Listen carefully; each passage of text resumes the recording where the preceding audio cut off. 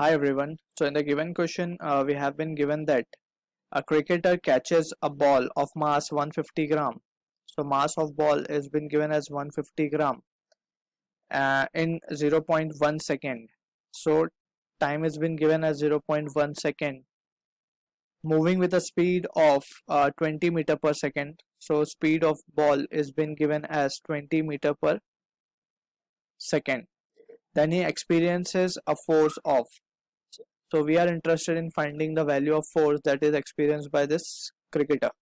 So from this we can say first we need to understand what exactly will be the force. So we can write force.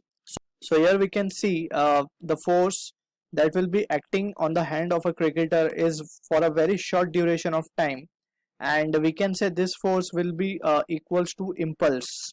All right, that is impulse is nothing but it is the product of